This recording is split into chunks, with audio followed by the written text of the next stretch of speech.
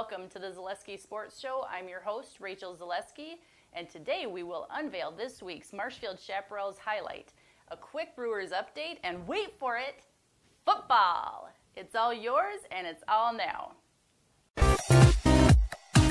Thank you for joining us in the Mittens Home Furniture and Appliance Studio, locally owned and operated since 1938. Mittens Furniture open 7 days a week. Joining us now is Jason Zaleski, our sports expert.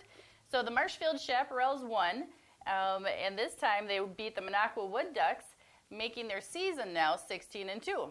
So go ahead and tell us a little bit more about the Chaparrals. They're 16-2, 16 wins, 2 losses, took down the Wood Ducks 7-4, and really, Rachel, on the back of Sam Schwannebeck, and push play on those highlights. Top of the first inning, Chaparrals' Bobby Pills on the mound, and Wood Ducks up 1-0. High chopper towards third, gets out of the infield. 2 more come across to score. Then Pills with a ball in the dirt. Another run is in for the Wood Ducks. Minocqua up 4-0 early. Bottom 3, Chaparral catcher Riley Erickson at the dish, and he sends a laser down the left field line. Austin Littman scores, and Justin Rayburn quickly in behind him. Chaps are on the board. Bottom 5th, tie game of what looks to be a textbook 6-4-3 double play to end the inning is broken up by Nate McDonald on the slide into second.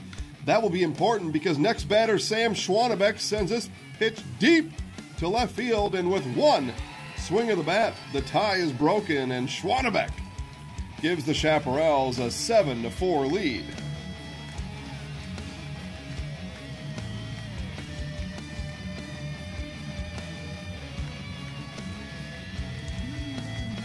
We move ahead to the bottom of the 9th. Marshfield still up 7-4. Cade Lancour on the mound for the Chaps and gets the ground ball to second. Double play and 2 quick outs. Then it's Lancour with the strikeout to end the game. Chaparrals 7, Wood Ducks 4. You are watching the Zaleski Sports Show Highlight House. I'm in the house with the Zaleski Sports Show. All right, Rachel, there you go. Sam Schwannebeck entering the Highlight House for the first time this year. And Chaparral has been in the Highlight House all season long. And you get there by having 16 wins and only 2 losses. Their league season is now done. They finish in second place. They are locked into second place behind the Wausau Riverhawks. Everest Merchants, who you're going to talk about here in a little bit, are locked into third place. Seeding comes out soon for the Chaparrals, so we're going to find out what their playoff seeding here is in just a couple days. So as you're watching the show now, check back to ZaleskiSportsShow.com or Zaleski Sports Show on Facebook. We'll tell you where the Chaparrals are seated and where they're headed in the 2018 playoffs. But they're headed, Rachel, for all kinds of good things, and here's why. Some of the team stats this year, and this is how you get there. This is how you get 16 wins. Batting average, we'll talk about those first. Jack Donahue bats .419. Nate McDonald, .400. Austin Littman, .396. Riley Erickson, .367. Kyle Westhouse, .308. Sam Schwannebeck, .291. And I mentioned Riley Erickson just a little bit ago, catcher, and just a do-it-all kind of guy for the Chaparrals. He steals bases, he directs the defense, and he's just a really cool guy to be around. He's really he kind of brings, I think, that dugout and that clubhouse, so to speak, together, and just a good friend to have out there in the baseball field. Pitching-wise, check this out. ERAs, when we talk about ERAs, Rachel, anything 3 and under gets you in the Hall of Fame in Major League Baseball. So check this out. Ryan Metz, 1.38 on an ERA. Bobby Pills, 2.19 on the ERA. And then strikeouts, right? Quickest way to get somebody out is just deal with them right at the plate and get 3 strikes on them, right? Don't even let them hit the ball. Right. Okay, well, here's what these guys are doing. Pills, 37 strikeouts. Ryan Metz, 19 strikeouts. He had a 10 strikeout performance in just a single game earlier this year. Cade Lancour, 30 strikeouts. Hunter Korger, 24 strikeouts.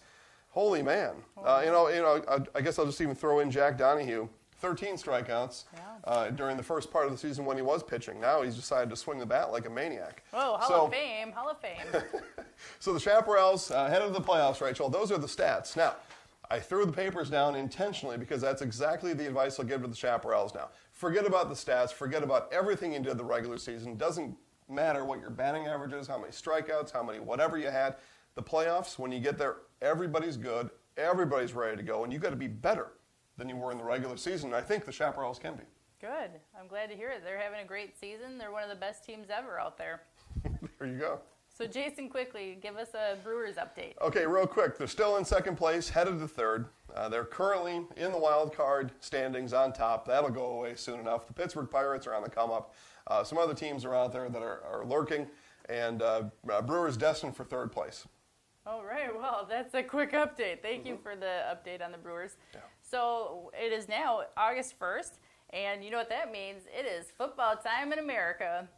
So, right here in Marshfield, the Tigers are hosting a special event at Beal Stadium.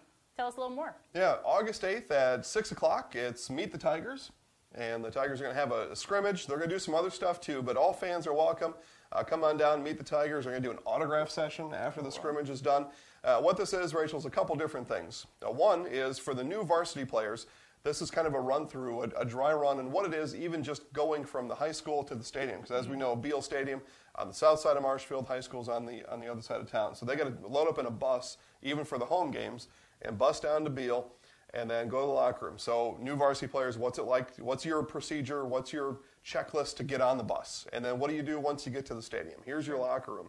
Here's what we do when we walk into the field. And all those varsity players are going to help these guys all figure it out. Good. And then they're going to simulate the pregame warm-up, what that all looks like. There's a routine. There's an actual schedule that they go through, getting warmed up for the game, going through their calisthenics and their stretches and their other drills. And then they're going to throw a football around on the field for a little bit. They're going to practice offense, defense, do some special teams, and all that's going to be a lot of fun to watch. So come on down, meet the Tigers. Rachel and I and a few others from the show will be down there. Come down and meet us. We're going to have some fun, and we will see everybody down at Beal Stadium on August 8th at 6 p.m. Make sure you say hi. We don't bite. We just say hi. Other news too, Rachel, football's here. I can talk about football all day. That's why we just give a quick Brewers update. But football, training camps all over the place, and the NFL are open. They've been open since last week. Yep. And a lot of good stuff. Know what you watch for in training camp are injuries. So far, no real significant injuries to report, at least for favorite teams in and around the area.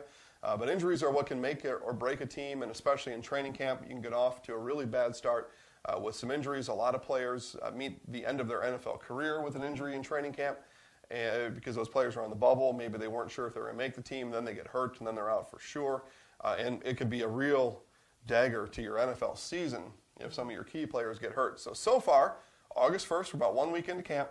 Everybody, at least favorite teams, seem to be doing pretty good. Go Vikings! That's right. So just so everyone out there is aware, our next live stream is scheduled for tonight at 7:30. The Marshfield Chaparrals are going to be taking on the Everest Merchants, and it's going to be our last live stream of the summer. Are you a little sad? Couple tears? Yeah, a little bit. All good things come to an end. I'm not ready for winter. The live streams, though, start again on August 17th at the start of football season, the start of fall sports. The official start is August 17th. Those of you that have become familiar with our live streams, one, thank you for watching. Two, you've probably seen some of the advertisers and the sponsors that are on the bottom of the screen. That's what makes things like the live stream and this show work. So here's what I'll do. I'm going to hold this up here. We've got a few spots left for fall sports for advertisers and sponsors to come on in. So give me a call, put a message down there. I'll get you in touch with the right people. But essentially, here's how it works. If you think that there's a business in town that should sponsor, or if you're one of those decision makers at those businesses, let us know. Now's the time to get in. We've got just a few days left before we finalize everything, and there are really, truly, just a few spots left. So get a hold of us right away. Yes, you can comment down below. You can send us a direct message. You can even visit us on our website at ZaleskiSportsShow.com.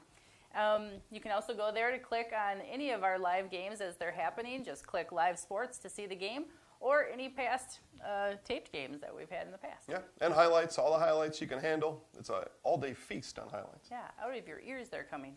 So thank you, everyone, for watching our show. This has been the Zaleski Sports Show. I'm your host, Rachel, our sports expert and monkey, Jason.